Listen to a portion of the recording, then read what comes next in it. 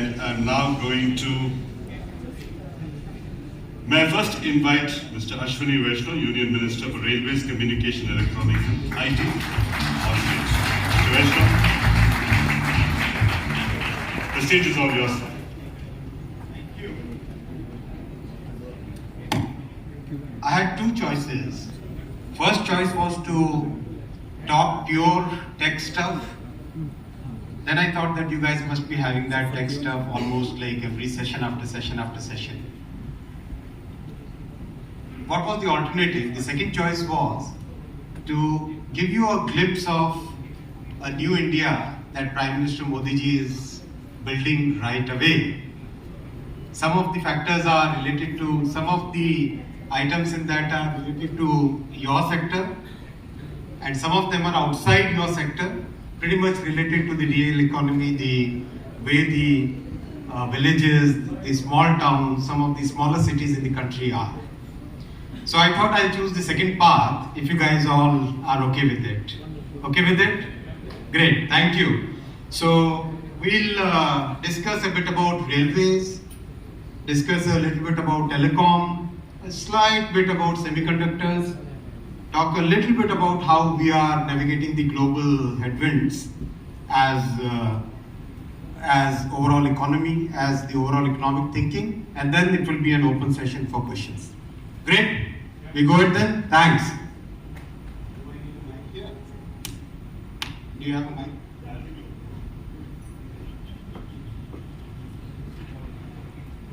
All right, so in the real economy, outside the digital tech world, one thing which really affects everybody's lives is railways. So Prime Minister Modi ji has given a very clear task, and you know he's a very tough taskmaster, very clear task to totally transform the railways. And transformation means first of all changing the entire user experience. And user experience has two major components. First one is the stations and second is the trains. I'll talk a little bit about stations. Most of the work was started by my senior predecessor, Honorable Shri Piyush Goyal ji. I'm just continuing what he started and taking it forward. So thank you, sir, so much for doing that heavy lifting and the big push that you gave. So what should a station look like? Should it look like the way it has looked like for 100 years? Or should it be totally different, totally for a new generation? The aspirational generation which is coming up, people who are exposed to things that are happening all over the world. So this is New Delhi station. Would you believe this? These are the two domes under which the entire station, the railway tracks, the platforms are. This entire elevated corridor around it. This is the new generation of India's railway stations. This will be New Delhi station, already tendered out, estimates done, cabinet approvals got.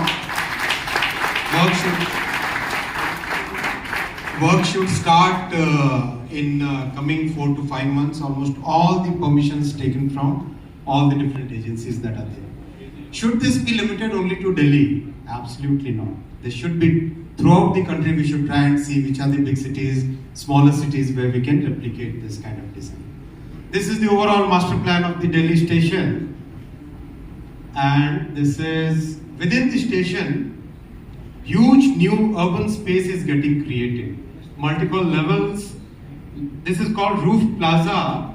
Multiple levels, lots of waiting space, lots of space for local products, food courts, everything that you can conceive of. And this is Ahmedabad. Again, thought is to create a totally new set of stations, a totally new design of stations. कितने लोग गुजराती हैं यहाँ पे कोई? केम छो? मजामा? सरस छे? Good. So this is what is the new station. Again, lots and lots of new space getting created, elevated road corridors. This is Kalupur area, right? You know how congested it is. So how do we decongest the city, and how do we create station as the city center? That's the thought, that's the target that PM has given us, and we implement it. Ahmedabad, again inside a huge urban space getting created. Now Ahmedabad Mumbai, Delhi, Bangalore, these are totally different category. What about New Jalpaiguri? What about Visakhapatnam? What about Bhubaneswar? What about Patna? Again, following the same concept, creating whatever space is required, new urban space which is required, and making the station as a city center. New Jalpaiguri, Ludhiana, all these are stations where the tenders have already been awarded, work has started. This is not something which is in future, right? This is what is really happening today. Again, Ludhiana, huge space getting created. Jammu Tawi, using our heritage, our religious, cultural, our heritage elements out of that, and incorporating those into the city's hub, the cultural hub and commercial hub. Jaipur, second entry, again borrowing from the architecture of the city. Anybody from Jaipur? Like it? Great, thumbs up please. Excellent. Chennai, Alambur is the correct way to pronounce, right? Anybody from Tamil? Vanakkam sir. Alambur is the right way? Not Egmore, na? We should change the spelling also. Bangalore can't. Uru. Your Uru. How many from Bangalore's Uru? Like it? Design is good? We thought that flow is very important in Bangalore's design. This is the place which is full of energy. The sine wave. We thought sine wave, either use sine wave or use dollars. Either of the two. We cannot use anything other than this. So we thought that let's use sine wave. I'm an engineer, so a bit of bias is there. Of course, I studied finance also at Wharton, but between dollars and sine wave, I thought sine wave is better. To your question, how many dollars are important? Bangalore can't. Again, why I showed this picture is the entire tracks and the platform get covered by a totally new roof plaza, and that roof plaza becomes the urban space, a new city center space where people can go, have chat, have hundreds of Starbucks out there where you can have your new age startups there. Madurai, again drawing from the architecture of the place. Gwalior. Look at the design. Combining heritage and totally new world's elements.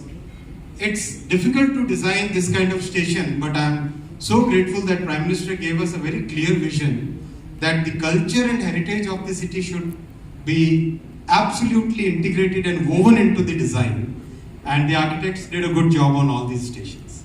Ernakulam, again a beautiful design, very much in line with the city's culture. Anybody from Ernakulam here?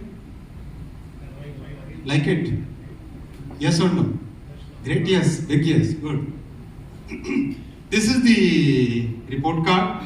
137 master plans under preparation, 67 designs approved, 41 work in progress, and two where the tender has been done is what I showed you, right?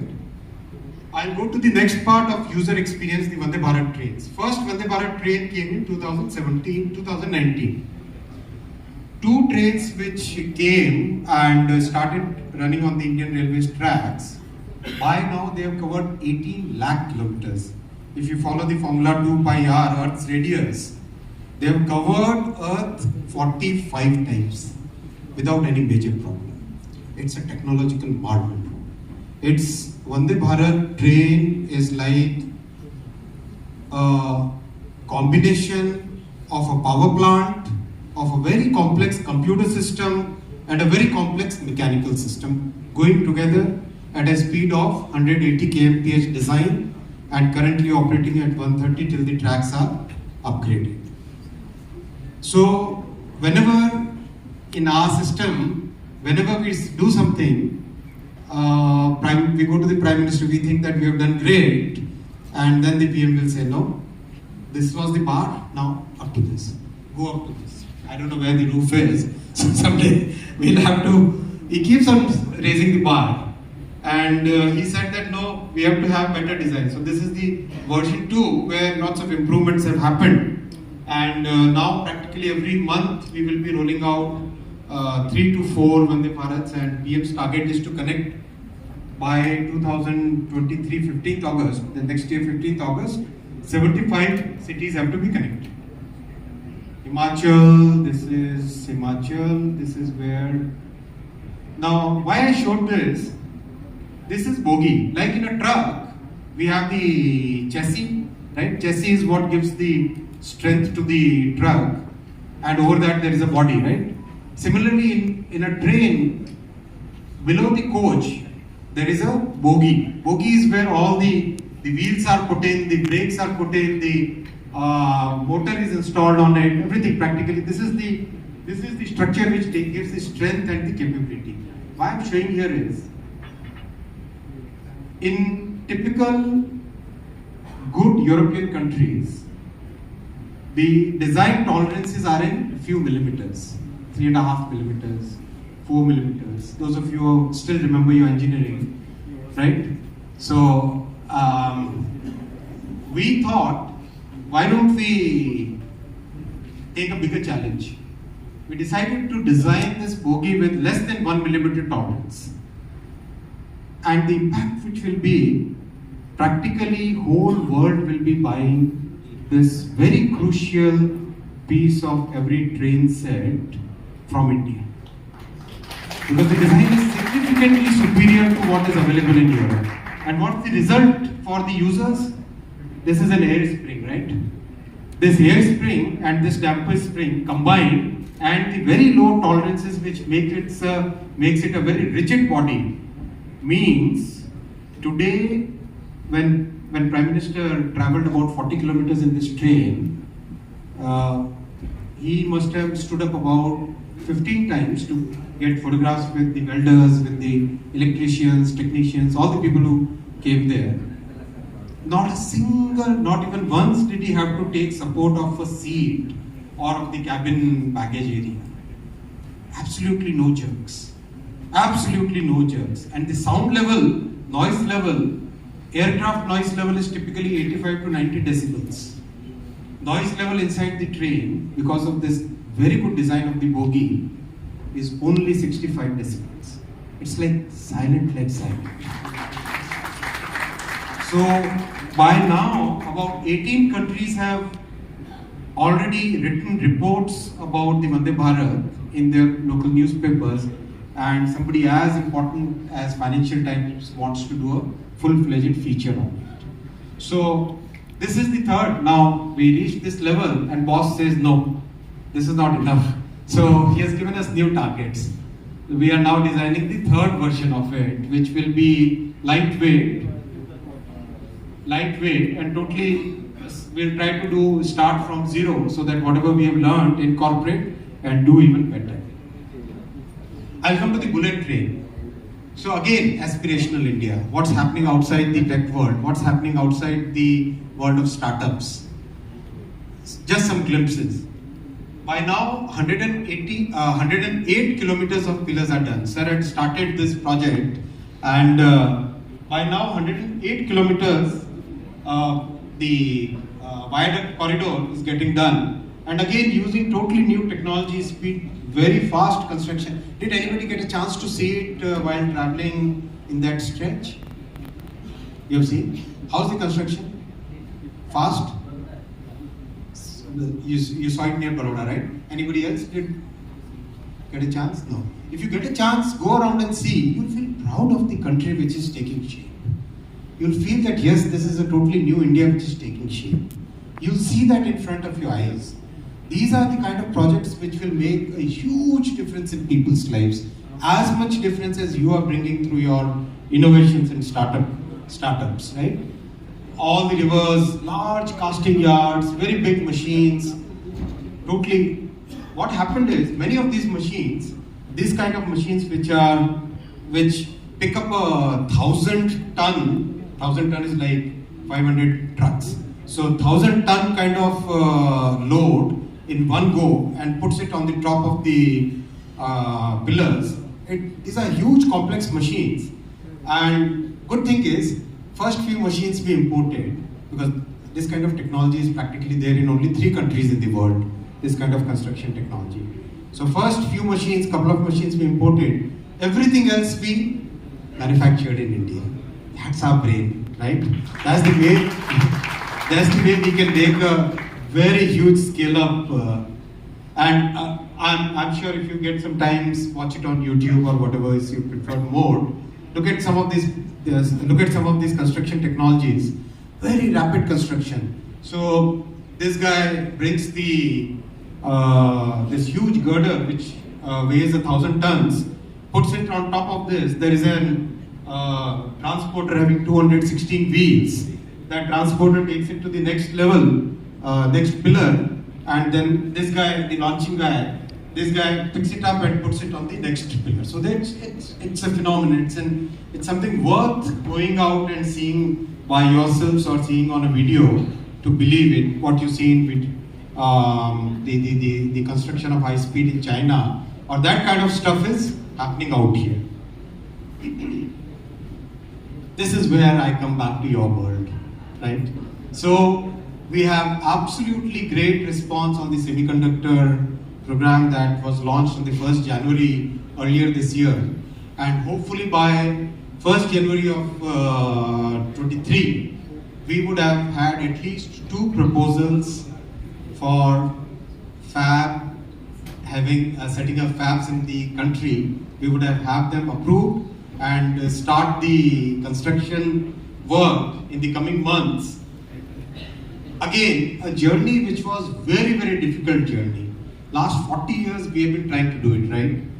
PM put his full focus on this and said that whatever is the problem within the government system, within the market, within the risk profile of the applicants, remove each and every obstacle, mitigate each and every risk, and come up with a program. And then he approved it when we wanted 35 minutes or 45 minutes presentation before him. He gave us 2.5 hours. It was like complete commitment from the top, and that's the reason why we are today able to say with full confidence that within a short time gap of 12 months, we should be able to sign 2 fab proposals and start manufacturing chips in the country very soon. Okay, this is the next one, 5G, which will again open huge opportunities, new use cases for you, new areas for innovation, healthcare, education, all those things will get changed. And today we are doing about 2,500 towers a week, and hopefully by January onwards, we should be doing about 10,000 towers a week. And by Diwali of next year, we should see very good coverage of 5G in the country. I'll come to one point which is very relevant. In this world which is full of huge uncertainties, especially on the way the pandemic period was kind of managed by some of the economies, some of the very large economies, and what are the consequences of that, and how India did a different thing, how PM had a totally different way of looking at this pandemic, and he put the entire focus on investment-driven growth. Modi ji put his entire focus, instead of a consumption-driven growth, he put his entire focus on investment-driven growth. And the results of this cycle, as everybody said, it will take a lot of time, but the results have started getting visible now. In a world which is full of turbulence, we are a steady ship today. We are a steady ship today. If you look at any parameter, investment as a percentage of the GDP, the whole curve which was going down ever since that 2G, 3G, coal, all those things were happening in the country, and the banking sector got a big hit. From those different times, the country has come out, and we are going back up towards 30% as the structure of our economy, 30% as investment as part of our GDP. Bank credit growth is 14% in June, and as we see the latest numbers, it is almost now 17%. This is a very, very significant indicator of the investment cycle, the capex cycle which has started in the private sector. This is a great indicator, this is a leading indicator of that. Average capacity utilization, which was 60-65%, is now moving towards 70-75%. And many sectors it is moving towards 80%, 85%. Jobs, employment, if we simply look at the formal employment, the EPFO registrations, what used to be 5-6 lakh a month as the net number, new minus the people who leave plus the people who rejoin, right? So that net number in the 4 months of April, May, June and July, these 4 months itself is like net 61 lakh employment. So close to every month 14 to 15 or let's say average of 15-16 lakh new jobs getting added in the economy. So that's the sign of a stable ship, a ship which has, despite all the headwinds in the world, despite all the turbulence, here is an economy ably led by Prime Minister Modi ji in very stable way, very mature way, very absolutely a way which is going to create huge opportunities for all of us in this, sitting in this room and outside the room. And very clearly demonstrated by last 10 years, 8 years, from the 10th rank in GDP nominal terms, we are already at 5, and in the coming 6 to 7 years, we should be among the top 3. I'll stop at that and take your questions. I could have spoken about, we could have also discussed the digital personal data bill, and the good response that all of you have given, maybe there are no questions. No, there are questions. All right, I have a question for the audience, but they need to be honest, Mr. Vyshnav. Honestly, how many people truly here have taken a train journey in the last 3 months?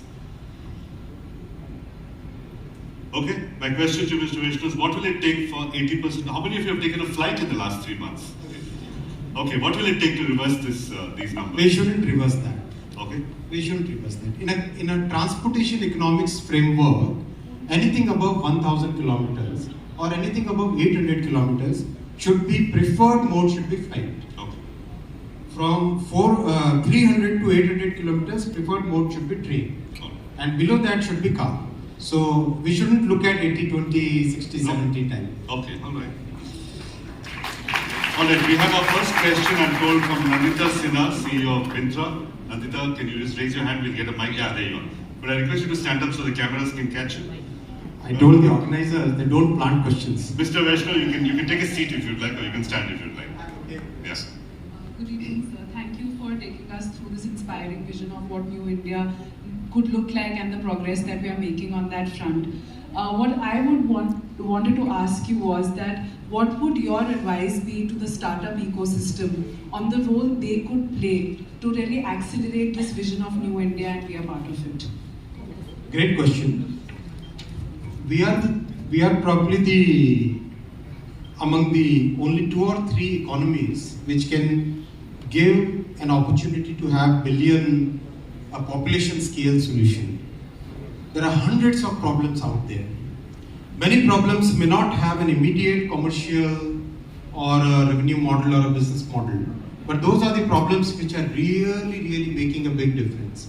So especially for those who have made your money, I'll request, put your mind today on problems which affect, as Honorable PM always tells us, the tribal woman in Jharkhand, the person living in Northeast, the person living in the remote areas of Jammu, Kashmir, Ladakh. Think of those people and come up with solutions which will make a significant difference in their lives. Thank you so much. Okay, our second question, thank you Nandita. Second question is from Prashant Prakash. Prashant. Minister, this is a policy question. Some of the provisions for cross-border data flow have been recently relaxed. So directionally wanted to understand what's the thought process here, and are we seeing a shift? So digital economy doesn't have a customs border, right? It doesn't have an airport at which you can stop people or a customs ship where you can stop your goods, right? It's an economy where things flow seamlessly. In this economy, and an economy where we are a very important player in the whole global digital landscape, we should try and take advantage of this strength that we have. We should not try and isolate ourselves. We should try and take advantage of the entire world's eyes are on us as a trusted partner. To be called as a trusted partner, we will also have to call others as our trusted partners. That's the thought process. So directionally, we are seeing that there will be Integration with the world integration, flexibility in a very, very fair and transparent manner. Thank you, Mr. Thank you, Prashant. Mr. Vyshnav, I'm going to ask you to give away the first 3 awards now.